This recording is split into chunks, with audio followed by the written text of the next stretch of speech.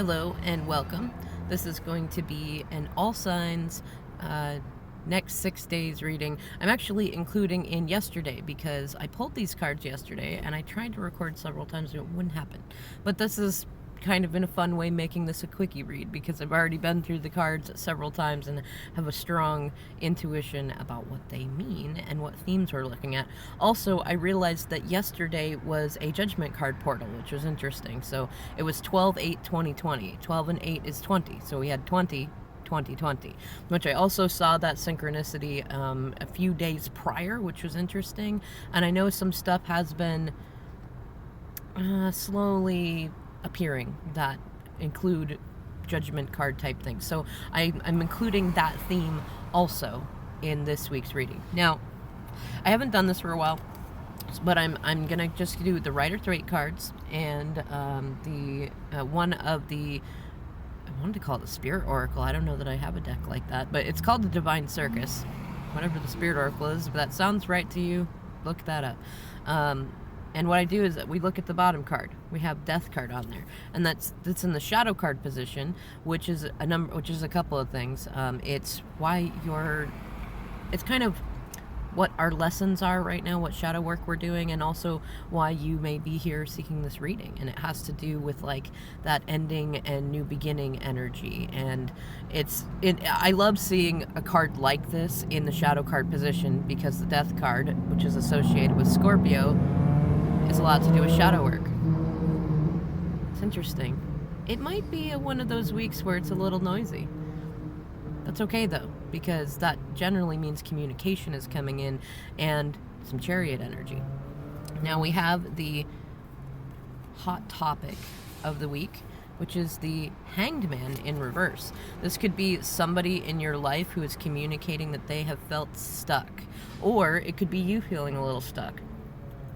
It's also the energy of procrastination and a bit of hypocrisy going on. So there's likely to be themes about you dealing with people who are being hypocritical, or people accusing you of being hypocritical, or it could be that the energy of those people in your life who have been that way, or even your own energy, is turning around. Either way, that's the hot topic, which means that's likely what either people are talking about directly to you, or anyone you are thinking about is talking to with people around them. And the Hanged Man is definitely a card that has to do with karmic lessons. So if there's karmics in your situation, there usually are, we almost always have karmics around, then that's probably to do with it. Now, at the heart of the matter, interestingly enough, is the Six of Cups. And right behind that, the Six of Swords. Both cards of healing. The Six of Cups in particular usually has to do with a soulmate and or twin flame connection and reconciliation. It also, I felt every time very called to the white flowers in it, the star flowers. Hang on. I just dropped. I say all the cards just decided to drop on the ground. So I'm thinking that yes, white flowers are significant. It could be orchids, it could be paper flowers, it could be white stars, it could be something along those lines. You might look up what the meaning of those are. Either way, there's a theme of those going on for this week. Also, if I didn't say it, today is 12/9/2020. Now, the cards that we got from the Rider-Waite deck, we have the Lovers, which is awesome. Also, 20/20/20 equals 60, which to me is this card to the power of 10. So there's some very big energy going on that has to do with the Lovers card energy. It's very Geminian, very mercurial. It has to do with crossroads and choices and business and relationships and twin flame energy, things like that. And again, it's hard to see because of the light in here, but the hair on the angel spirit being on the top of there very much looks like the leaves of fall. So there might have been something that happened in the autumn. It might there might be the fall of a lover's situation, and they're green and orange, so heart chakra, sacral chakra type stuff coming up. The other two cards that demanded to come out with the Lovers, the Page of Cups and the Queen of Wands. And what that tells me is that it's very likely if you have some masculine figures in your life who have been rather immature lately, that they're going to try to make some effort. It could be friends, it could be lovers, it could be twin flames, it could be children. It's actually big energy of children too, especially children with water signs or masculines with water sign energy. And what I would recommend too, this could also be somebody coming in to ask for help, but they're not very good at that yet. And what I would recommend is if they're asking for help or they're making gestures suggesting that they're, I want to say contritious, that they're apologetic.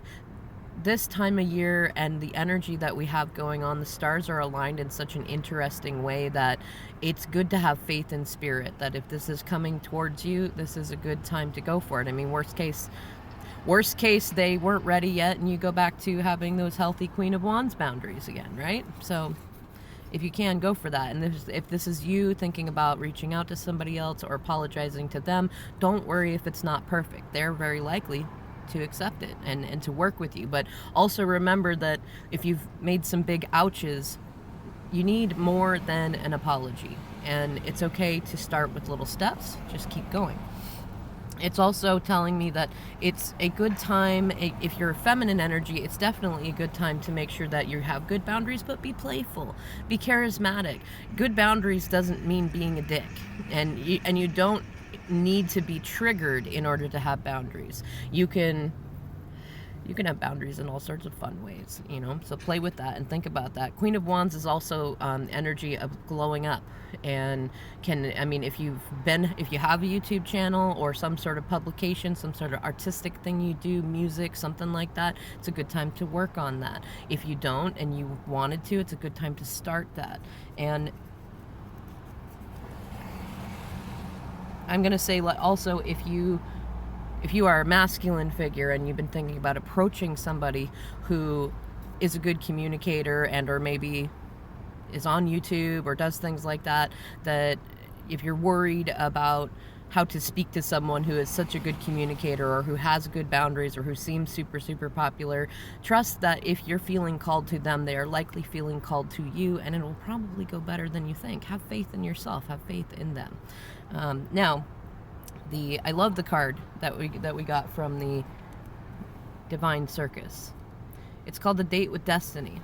And I'm glad, because when I pulled this card, I realized I did not have the book with me. But I also realized that's good, because I'm starting to learn these cards. And so I know what the meaning of this card is, and that way we can start using them a little more intuitively.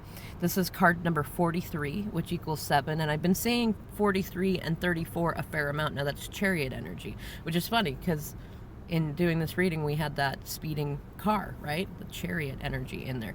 This can also have to do with police and EMTs, and it can have to do with movement, momentum, and also victory. It's also related to both the Cancer and Leo signs.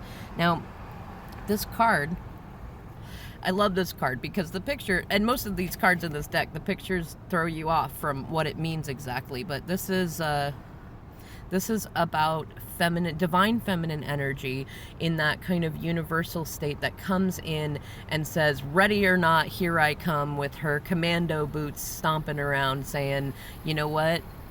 It's time to move. It's time to dance. It's time to sing. And she doesn't mind if you're mad at her or not. She doesn't, she knows that she is a part of the universe, and that even her mistakes have a purpose, and that she doesn't have to know what exactly is going to happen or why. She just trusts the universe, and she doesn't mind if you don't want to dance or if you want to blame her or things like that. And so I would recommend that if you're feeling like just doing something radically different, do it. You are probably somebody's destiny date, and if somebody else is coming into your life and kind of triggering you and doing things like that, whether they're doing it in a happy way or a not happy way, recognize that this is spirit coming in to shake things up. But more than likely, this is going to be somebody in your life who is eccentric, and they delight in their connection with spirit, and they don't, look at the description of that. They don't mind you being mad at them. They delight in the absurdities of life, and it's also a good time to just learn to embrace the absurd. Love yourself, love others, be forgiving, look at the time of year, have fun.